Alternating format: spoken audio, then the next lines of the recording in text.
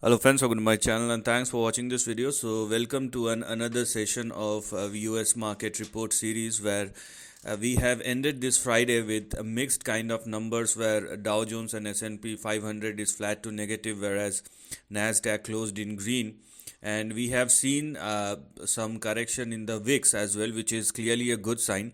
Now there is a mixed sort of number across the board. So how do we decode it, or how do we look at these kind of numbers? Now please understand the fact that the current time is highly, or it is driven by, or the overall market is driven by the news itself, and big numbers are coming in. And because the new government and the new president or re-elected president has taken over, so new things are coming into the market on regular basis, and it is impacting the market. So to deal with this kind of market, you better understand, you have to take individual decision.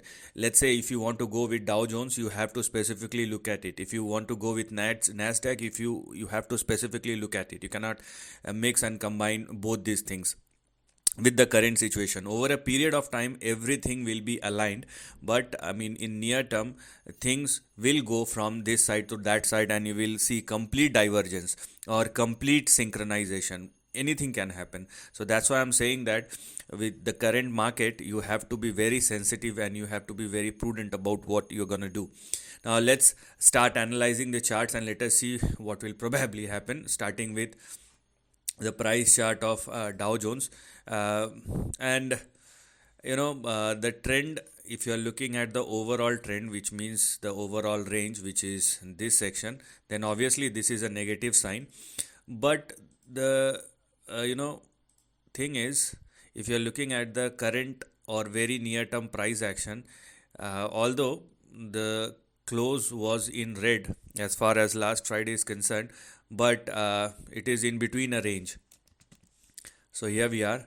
This is the range in between which Dow Jones has closed, and you have to keep yourself within this range. Now I'm not saying that it's not going to move higher or lower, but because Dow Jones is trading in between this narrow range, so you have to, or we have to keep ourselves within this range unless there is a big move.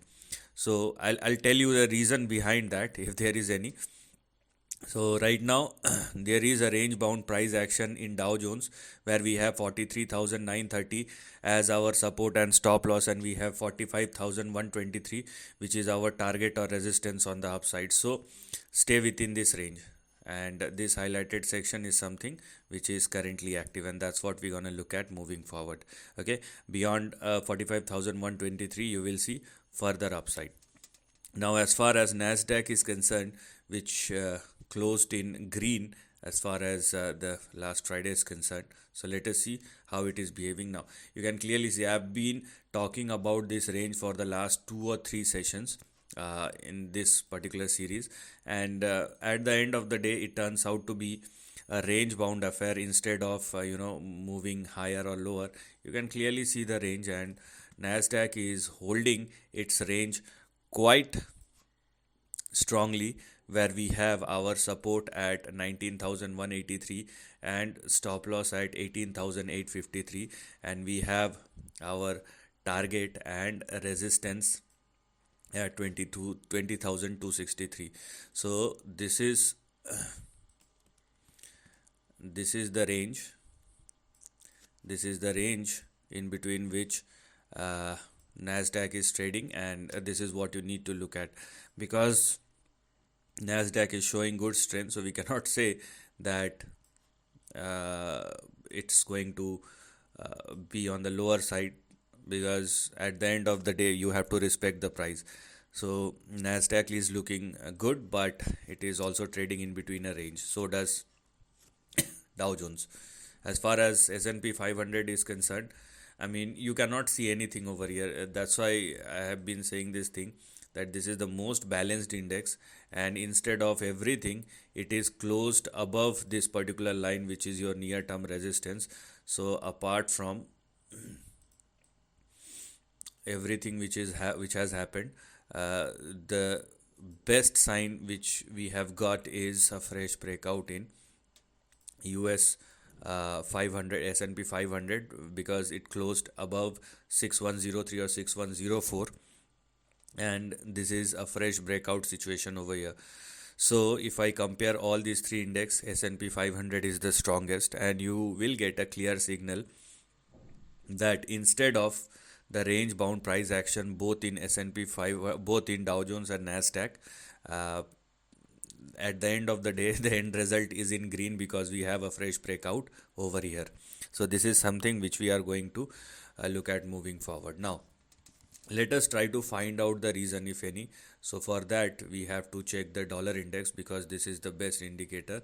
And now what we can clearly see is a downside move, and which is obviously a clear indication that uh, the range, if it continues, so if this a downside move continues, then it is a clear indication that market will move higher, and this range bound is for the near term, but it does not indicate any downside. It indicates an upside in the equity market if there is a downside in the dollar index. And because we have a breakdown, as you can clearly see, I mean, it turns out to be a false breakout as of now. So if dollar index continue to trade below 107.5 and 107 on the downside, then you have big price action on the upside, and the levels which we are going to look at moving forward are as follows. So here we are. These two levels are now going to be our next immediate support as far as dollar index is concerned, and we have 105 and 104.9, and this will definitely, if it moves lower, equity market will move higher. So we now have a clear indication or reason behind why we should not be bearish on the market for the time being. I mean, you have a breakout, but it turns out to be a false breakout. Now dollar index moving down, which is a good sign for the equity market. As I have just said in the commencement of the video, that this is news driven market and everything will be in line, or everything will go in their own respective direction. So for these kind of behavioral market, I mean, you have to be very specific, and you cannot try to match one thing with the another. Sometimes it does not work. Probably this is the time where you should be specific about any particular trend, rather than comparing or matching with any other index. As far as gold is concerned, let's see, because yeah, so now you can clearly see, I mean, gold must swing higher, but instead of that it started moving lower. So this is what I'm talking about as far as uh, the price action in dollar index or in equity market. you know uh, Generally a down move in US dollars uh, makes or creates a positive impact both in crypto, in equity market, in gold or precious metals, everything. But you can clearly see a downside. So if I do look at the very near term trend of gold, then this is what I have as far as the trend is concerned, where, I mean, if you're looking at the near term, then we have a downside over here. So the downside remains at 2888, and below 2888 you will see further downside. But if there is a bounce back, then this is the level from where you can expect a bounce back. And you can if there is a bounce back, then gold futures must again resume towards or in between 3023 and 3063. But please understand that this is a temporary support, and if gold futures falls below 2888, you will see further downside. But anyways, it's for the near term. So overall, one thing is very much clear. If you're looking at the overall market, the market is volatile, and you will see move on both sides. Okay, dollar, I mean, it is a situation where dollar index is moving lower, equity markets are moving lower, gold is moving lower. I mean, this it does not happen in normal equation, but it is happening. Why? Because it is market is trying to adjust itself based on the decision which are coming out from the new president, and once the market adapt itself, or once the market understand that this is the maximum which one can expect, then you will see a stability in the market. Right now you will see volatility and you will see movement on both sides, so you have to be very specific about what you are looking at. So this is the end of the video. Thanks for watching.